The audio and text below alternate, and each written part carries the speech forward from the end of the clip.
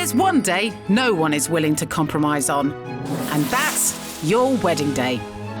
It's got to be perfect, whatever the cost. At 400 feet high, if anything were to go wrong, it'd be game over. So, when couples vow to be faithful, light the brides. In sickness, I just couldn't hold it anymore. And in health, Look at her, he's loving it, he's loving it. To love and to cherish. I don't think my relationship is outrageous. Will it be death do us part? She's beautiful, she's a damn good cook, and good in bed. It has to be in the perfect setting.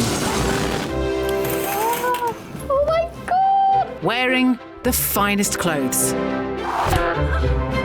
Eating fabulous food. And drinking the finest wine.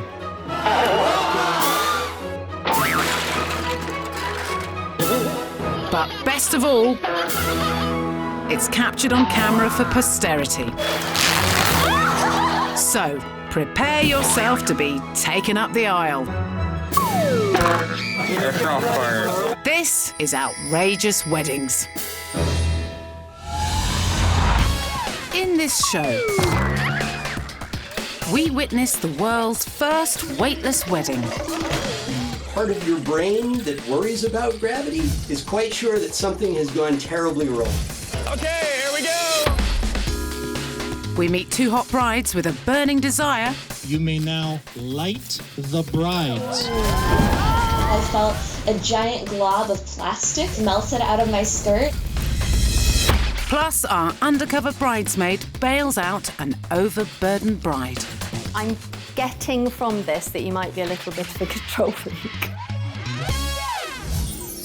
But first, a woman who's engaged to the light of her life. I don't think my relationship is outrageous. It's normal to me. Mwah.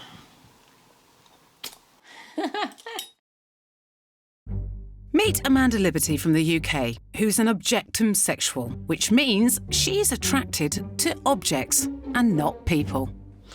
That's gorgeous.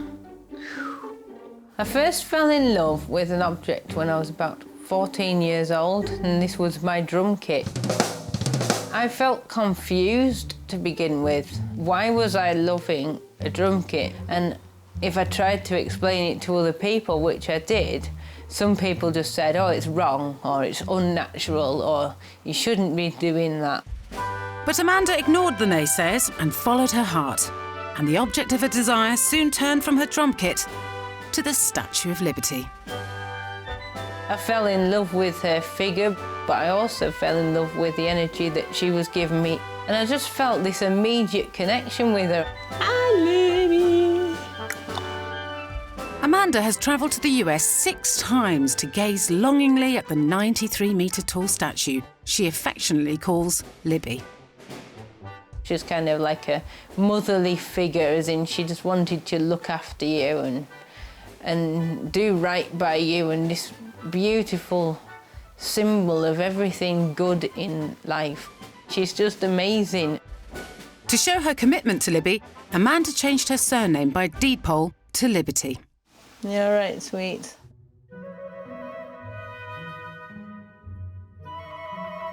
But a few years ago, her head was turned when she fell head over heels with a chandelier. I wasn't looking for anyone else because I was madly in love with the Statue of Liberty. So it came as a complete shock and a surprise. When I first saw Lumiere online, it was definitely love at first sight. But at the same time, I didn't think I would be able to have her, just because of her being in Germany, and I just thought it would be impossible to get her. But as I discover more and more often in life, nothing is impossible. Amanda had the 91-year-old Chandelier, who she calls Lumiere, shipped over from Germany. And despite their 57-year age gap, they have a loving relationship. What first attracted me to Lumiere was her arms and the way that they are shaped with concentric circles, and she's really elegant and graceful. And she's really gentle, and she's just absolutely gorgeous. I love cleaning her ball. It's my favourite part to clean on a chandelier. She's a fussy woman. She's more fussy than I am.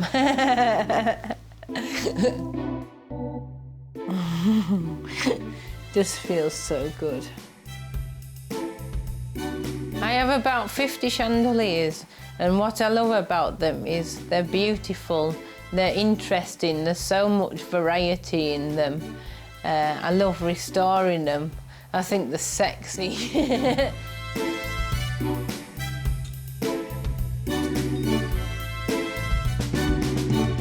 Although she loves all chandeliers, Lumiere is her leading lady.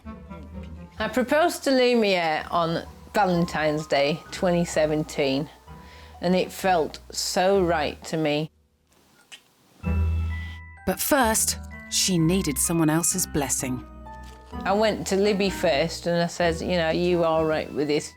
But I was waiting for her energy, you know, and she gave me good energy, like she's just happy for me to do whatever makes me happy. And I just went up to Lumiere and I presented her ring, and I just says, Lumiere, you're the most fantastic thing in my life, you know, you're an amazing chandelier. You're everything that I could wish for. You make me so happy. No one's ever quite done it quite like you do it.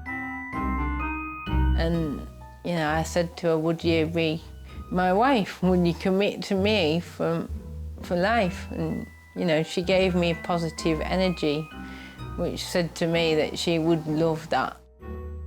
I put a ring on her finial and I was the happiest woman in the whole wide world.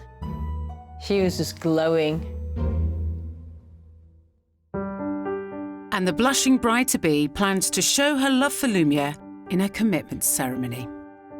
We would like a small ceremony with maybe a few friends here, a celebration of our happiness and togetherness. You make me so happy, you do. With her vows, I'm going to tell Lumiere how much I love her and what she means to me and what she does for me, and vow that I'm going to always love her in my life and she'll always be a part of my life as long as I've got her in my body.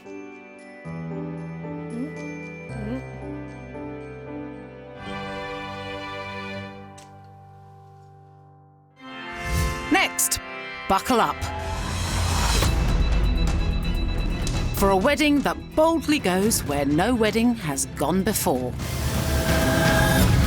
It's one small step for a human couple and one giant leap for the tradition of marriage.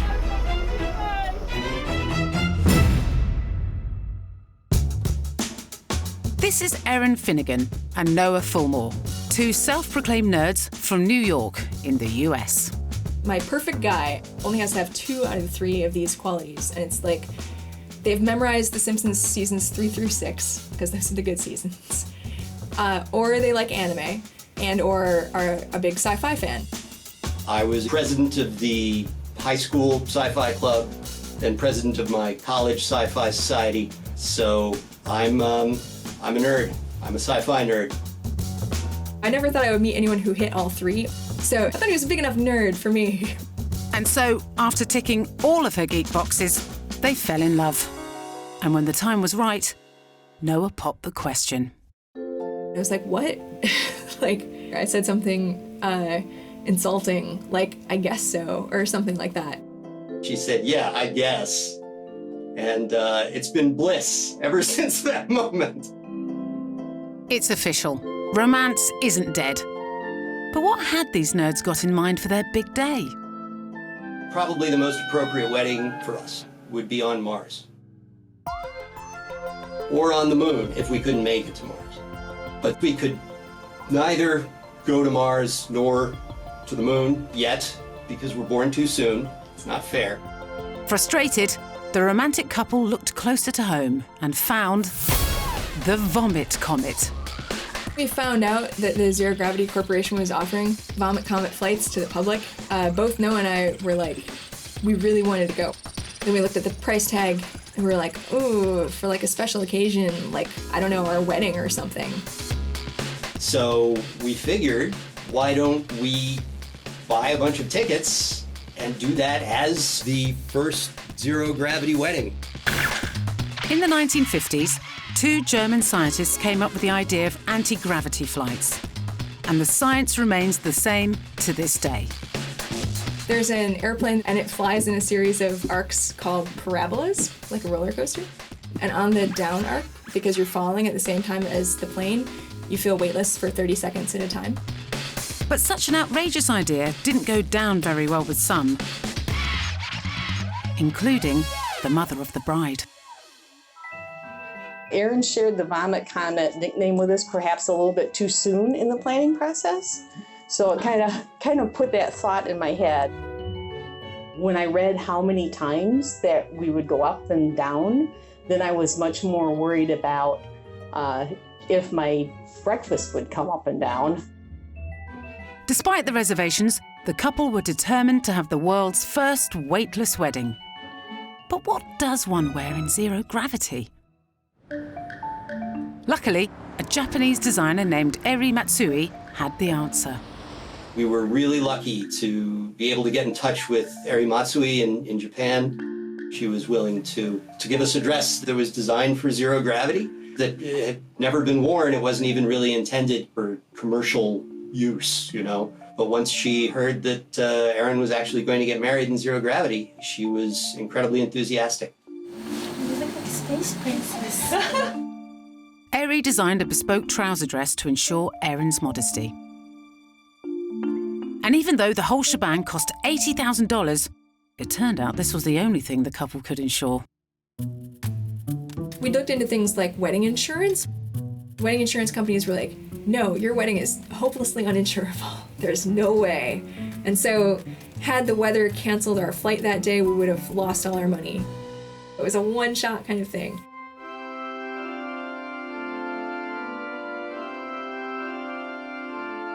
Luckily, on the big day, it was blue skies.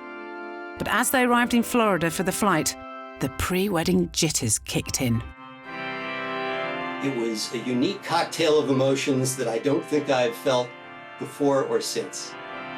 I was scared, I was elated, I was sweaty because it was 90 degrees and we were all wearing wedding outfits. But it's too late to bail, as their zero-G wedding was ready for takeoff. The whole thing was really exciting. Later, the couple's nuptials get off to a flying start. Okay, here we go. But they're in for a bumpy ride. The part of your brain that worries about gravity is quite sure that something has gone terribly wrong.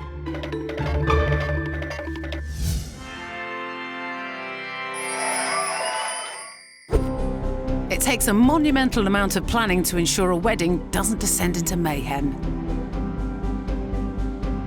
And getting the perfect wedding video can be a right headache.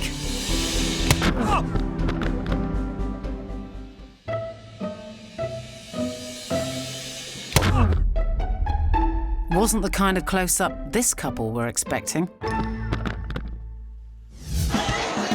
But if it's not the photographer causing chaos, it's the caterers.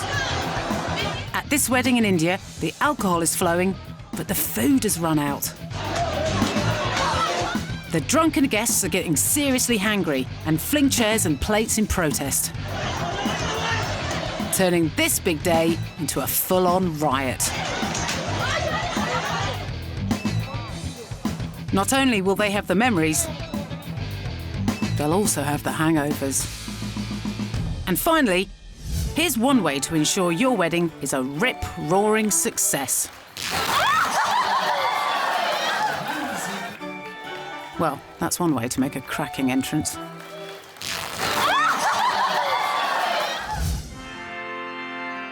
Next up, One guy's sick proposal The feeling inside me is getting worse and worse.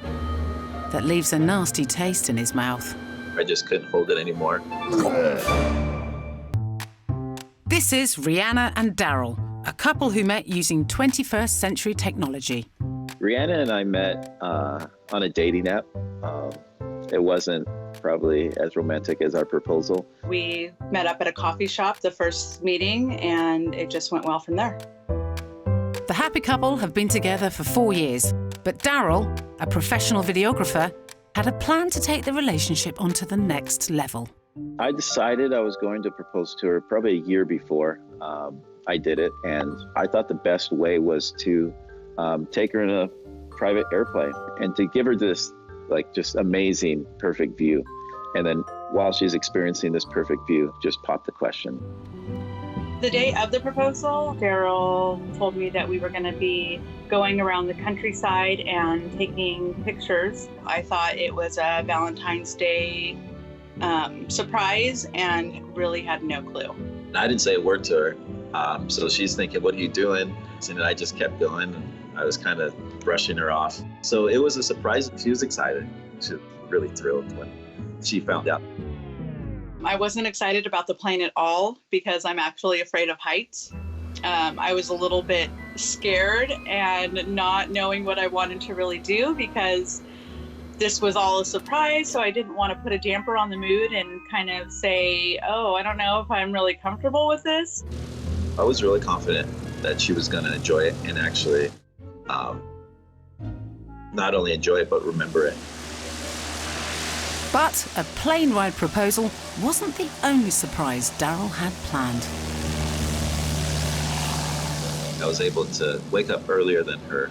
I went to my cousin's and I made the sign by carving.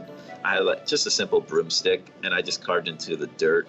Marry me probably took me a good hour and a half, close to 2 hours. It was harder than I thought. Hang on, that says marry me. Maybe at over 3,000 metres high, Rihanna won't make out the obvious spelling mistake. I wanted to see her reaction really bad, so that was the only thing on my mind. So seeing her surprised, excited, I mean, it's a bad comparison, but comparable to like a young child getting the best toy on Christmas. Having carved a sign into his cousin's back garden saying, marry me, I'm sure Rihanna will feel like it's Christmas. That is, of course, if she can spot it. Daryl was telling me to look down because it's where his cousin lives. And he kept saying, look down, there's, my cousin lives right over there. So after about 10 minutes up in the air, I started to feel unwell, just motion sickness. And it's something that I get when I'm even in like a passenger seat of a car. So I was just trying to focus outside. I was looking outside. I was closing my eyes and just trying to breathe. And I was just really trying to calm my body down when I started to feel it coming. This proposal has taken a year to plan, and so far, Daryl has an anxious girlfriend, an incorrectly spelt sign, and is now suffering from motion sickness. What else could possibly go wrong? Rihanna's looking for the sign. She's looking, and at this point, it's getting worse. The feeling inside me is getting worse and worse. So I'm pretty much asking her, do you see it? Do you see it? But there was a point in time where I just couldn't hold it anymore, and I just tapped her on the shoulder. Right after I handed it to her, I just had to just let it go. I got a little tap on my shoulder telling me to direct towards him. And so as soon as I did, he just automatically had the ring in my face. I didn't know where like the vomit bags were at. So I just kind of grabbed my sweater and gave it to him. So that way he wouldn't make a mess on the plane. It was something else. Whilst throwing up, Daryl never did ask Rihanna for her hand in marriage. And Rihanna didn't actually say yes either. I think we just both assumed that what was happening was happening. After I put the ring on her finger, that was pretty much, that sealed the deal. I wished it was a little bit more romantic and he didn't throw up, but now thinking back of what it was, I guess it's a funny story to kind of tell people and you know, something to bring up in conversation.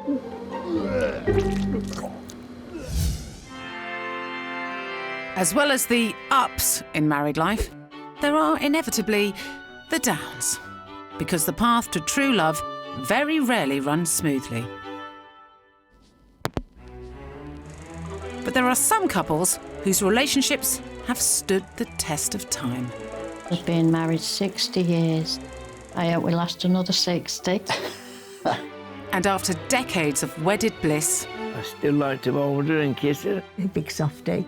I never, ever go to bed at night without giving Carolyn a kiss at night. Yep. It's lovely. they know all the secrets to a successful marriage. Not sex, is it?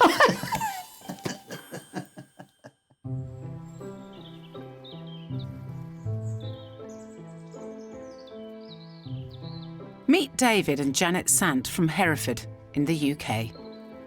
We've been married now 64 years. When we first got married, I heard all sorts of things being said. Oh, it'll never last, and he won't stay with her. Well, they were wrong. Very wrong. David first laid eyes on Janet when he was 20 and she was 16 and working in a dress shop. I met Janet in late October 1954. She was dressing the models in the window. I thought, wow, oh my God, heck, that's an attractive woman, girl. Hasn't changed mine, still the same. And that was the start of it. And we started going out together. I felt that Jan was meant for me and we were going to be together for an awful long time. We were inseparable, really. At the time, dashing David had been voted Prince Charming of Hereford, and Janet was the beauty queen. It was a fairy tale romance. But on her 17th birthday, everything changed. I gave her a birthday present and she said to me, I'm pregnant. And I said, oh God, what are we going to do now? In 1955, having children out of wedlock was frowned upon. I said, we're definitely going to get married anyway. So how are we going to do that, you know, kind of thing? I said, we'll do it. But it was illegal to marry in England under the age of 21 without your parents' consent. So David and Janet had no choice but to elope to Scotland, where the legal age was 16. Eloping in those days was and especially if you were pregnant. Yes. Wow. But I wasn't frightened, I wasn't worried, I was just determined. And I know Jan was frightened, so I tried to reassure her. And I thought, it's us against the world. And I was in love. Still in love, still there. Still in love. Yeah, I know. Their wedding was a no-frills affair at the local registry office in Dumfries. We didn't make a fuss. I didn't have any flowers. Dave had a suit, I had my suit, and we just got married, and that's all we wanted to do was get married. There was excitement without all the razzmatazz. And it was just magic. It was just magic. But little did they know, their outrageous antics had made the tabloid press. It was something that never happened to me before, obviously. Being in the national papers was quite exciting, really. It may have been a scandal, but 64 years later, their undying love has proved the cynics wrong. Right, 53 across, touch lips, kiss. But a lot has changed in those 64 years. You go on, Jan. This is Jess. Yeah, you do left, Jan. Go on then. Now you go left. We've got Hannah. Oh my God, I don't like her. She looks a bit sort of common. Online dating may be alien to David and Janet, but one thing they do know is the secret to a successful marriage.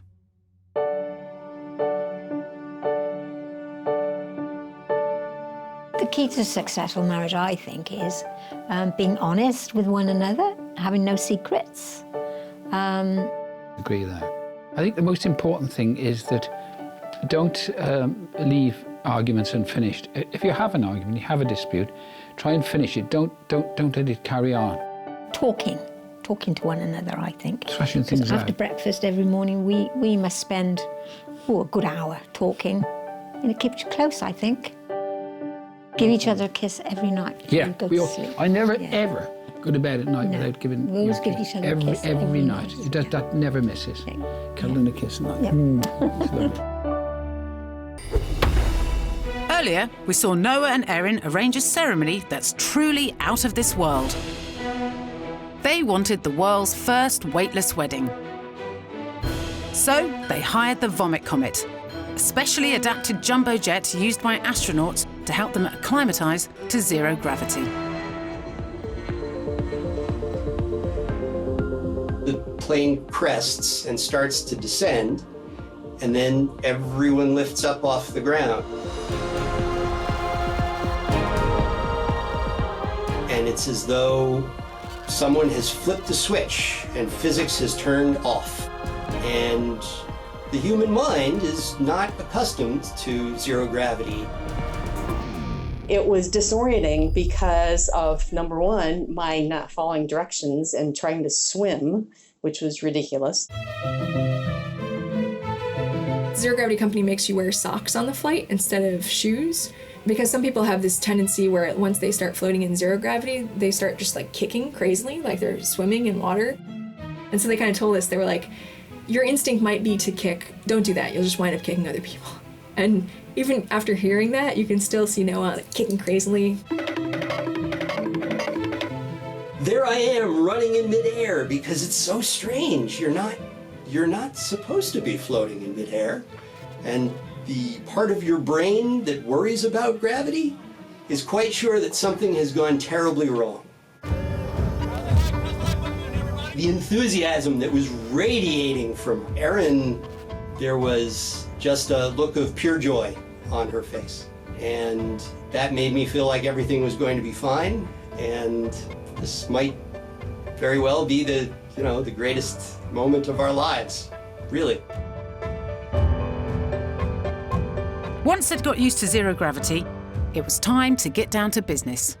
Okay, here we go. We are gathered here in weightlessness on this day, June 20th, 2009, to witness the marriage of Noah and Erin. You get 15 30-second parabolas. 15 30-second intervals is 7.5 minutes. So we had to essentially take the wedding ceremony and cut it up into 30-second intervals. Okay, careful. Here we go. Here we go. Do you, Noah, take Erin to be your wife and promise to love her, defend her, to take care of her and accept his faults? I do! It was very hard for me to focus on the ceremony because it was 15 seconds of vows, back on the floor. 15 seconds of vows, back on the floor. And they had to rescue me every once in a while and just like grab and pull me down. So unfortunately, I think I was the major collider. Despite the outrageous ceremony, Noah and Erin still wanted the traditional customs associated with a usual wedding. But at 10,000 metres, even the simplest things were tricky.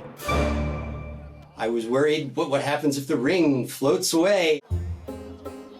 The ring may roll off into the corners of the plane, never to be seen again, and that would be awkward. So we secured them to our fingers with a little invisible wire. Let this ring be a symbol of your promise to Erin and a reminder of your devotion to her. I wondered how I got so lucky and how some loser like me could have such an awesome experience and be marrying such an extraordinary woman.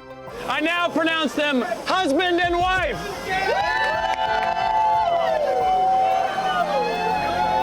Rings exchanged, all that's left was a kiss to seal the deal. But that's easier said than done. In the first one, it really didn't work out. Like our noses collided and it was not a good kiss. Push him this way, push him this way. When they went to kiss, there was a bit of maneuvering on, noses and chins and things to not collide. So yeah, there was a little challenge. There was some giggling going on. It may have got them in a spin, but the newlyweds soon figured it out. And even managed an upside-down snog.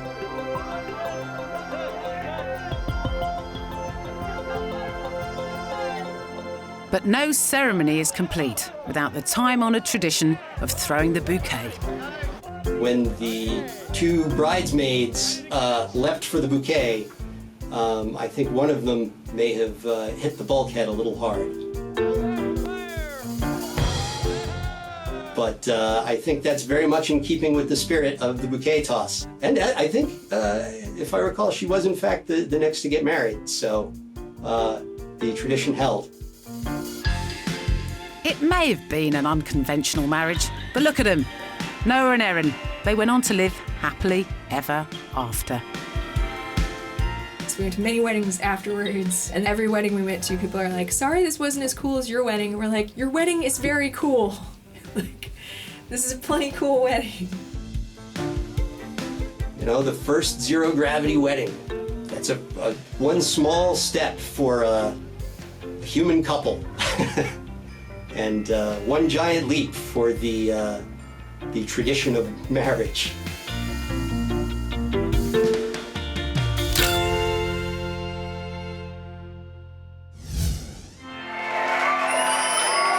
There are many wedding traditions, but this isn't one of them.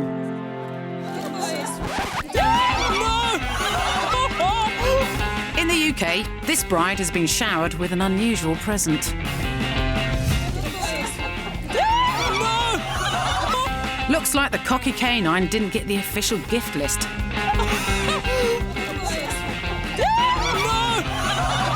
But at least it hasn't dampened her big day. I've got a video. In Belarus, the honeymoon phase for these newlyweds is short and definitely not sweet.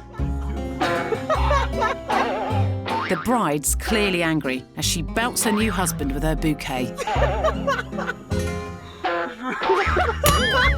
Then, another woman wades in with her weapon of choice, her handbag.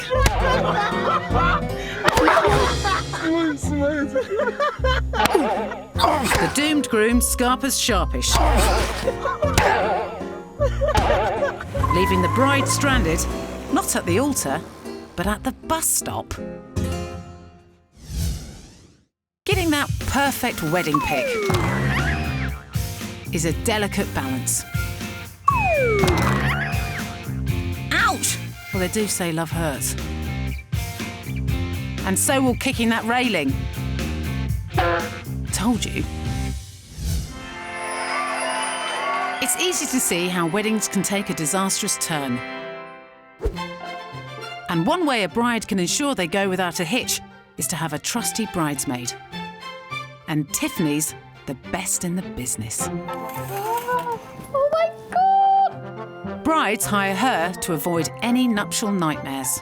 One of the bridesmaids got nail varnish on her dress. But there's a twist. I can't have the other bridesmaids knowing that I'm undercover. The story is she's a long-lost friend. I have apparently known the bride since we were on gap year together. But the truth is, they barely know each other. This is actually all complete rubbish. I met the bride 6 weeks ago. She's the undercover bridesmaid. I've just got to pull it off.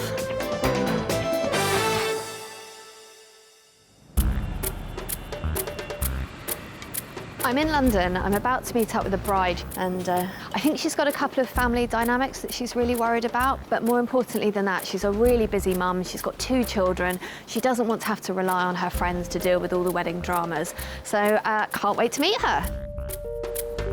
Tiffany has come to the wedding gallery, where she's about to meet potential new client Kirsten for the first time.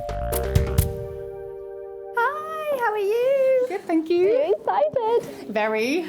I literally cannot wait to show you in here. It is amazing.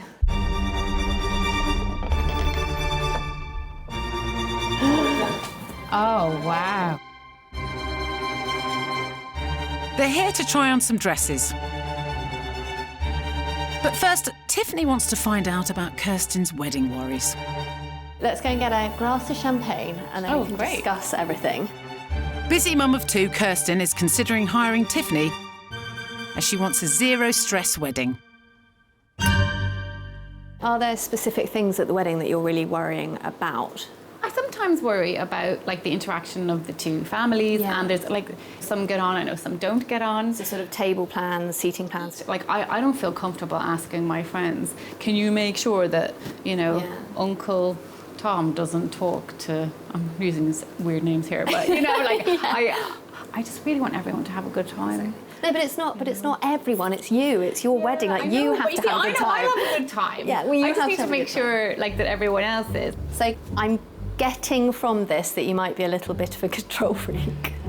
Are you? It has been said. Okay. But you know, it's yeah. Okay, so you want someone that's going to step in and kind of take that control away from you. And yet someone that I can trust to take it away from me. And I would relax a lot more knowing that someone like you was there. On the undercover aspect, would you want to tell people that you'd hired me, or would you prefer to keep that because it's very easy? I could just take the glory for how amazing why not? it could be. With the business talk out of the way, it's time for the ultimate bridesmaid job. Right, let's go. Helping to choose the dress. So what sort of style do you want? I don't really want something too clingy. Nothing like that. Nothing what about slinky. Anything kind of blingy, like something like this?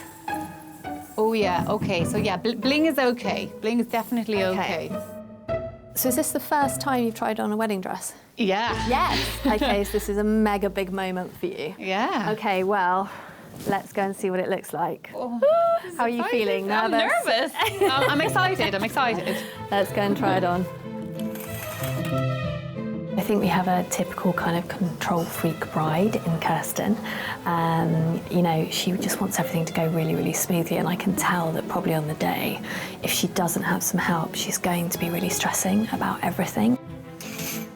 Oh my God! I actually love that so much, I don't know what to do. Oh my God. I am an expert when it comes to weddings. I have worked with hundreds of brides, numerous people, have come across every sort of situation I think that could go wrong at a wedding, so I know how to deal with it.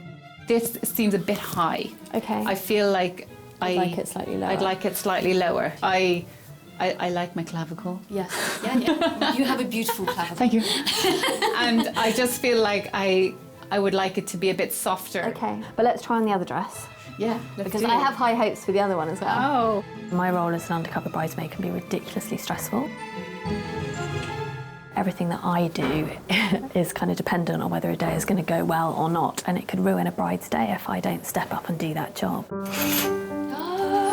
Oh my goodness! Okay, this one definitely has bling. Yeah. Bling all over it. I love it. Bling has to happen.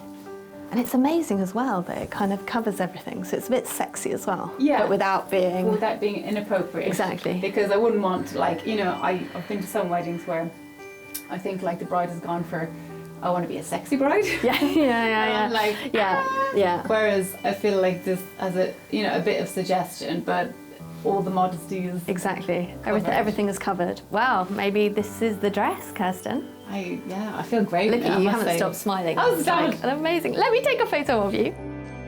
It's a big thing that she's asking of me. She wants me to make sure that 150 people at her wedding are happy. So I'd be lying if I didn't say I was nervous. So it's going to be a big job, but I will pull it off. I will. That lights, oh, so beautiful. Tiffany may have helped avoid any frock horrors, but has she done enough to convince Kirsten that she should be her undercover bridesmaid? I have felt really good about today and everything. I feel like I'm asking you to marry me. Well, you may.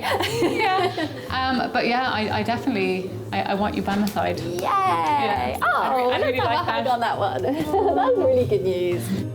Thank you so much for everything. I'm really excited. I'm excited. Right, let's get planning, quick. Yeah. Where's my notebook? And now, a couple whose best laid plans... You may now light the brides. ...go up in a blaze of glory. I was like, oh shit, don't move.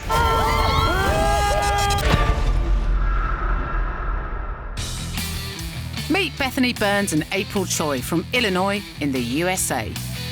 I met April almost 10 years ago now when she was teaching a dance class. And I really didn't have any interest in dancing at the time, but I had a giant crush on her, so I took the class.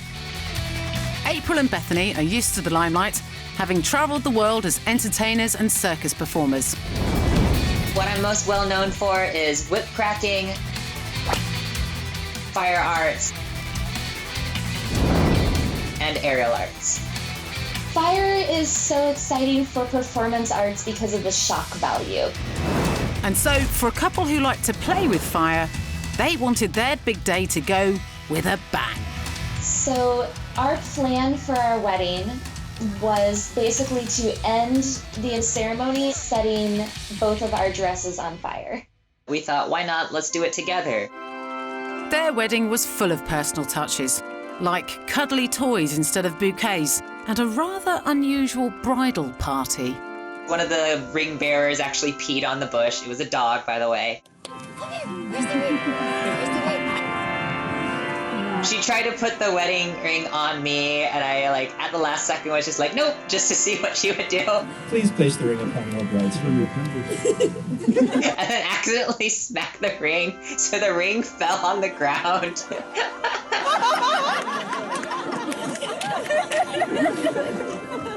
So we just had a massive laugh fest.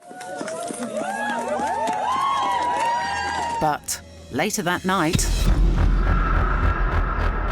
the giggles turned to jitters when it's time for the finale. It was a little nerve-wracking once they're actually putting fuel on the dress. I was super nervous. Not only was it our wedding, but we pretty much only had one chance at this, right? There's not another time we're getting married.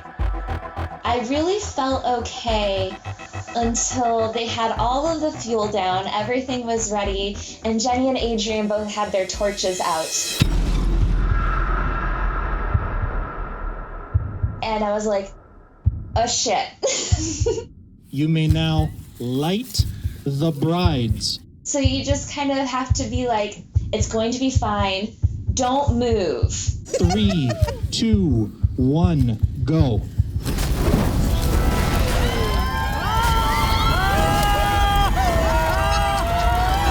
When the dresses were lit, they put off a ton of heat. Several of our family members in the front row said they could feel the heat with how big the flames got. I ended up closing my eyes and just trying to really live that moment, knowing that I'm with the person I love, but also kind of freaking out to making sure she doesn't get hurt, because this was my dumb idea. I actually didn't really care at all if I got burned, but for Bethany getting hurt, I would never be able to forgive myself. You want to give it as much time as possible to get the picture, because the more flames there are in the picture, the better it's going to look.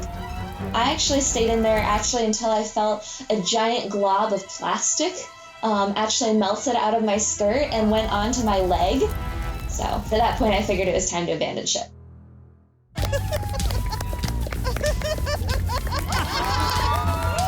There are so many people who said oh my God, your wedding was outrageous, and it was. It was a huge spectacle. It was spectacular. It was amazing. It was marvelous. I'm really proud of the picture. I think it just turned out beautiful.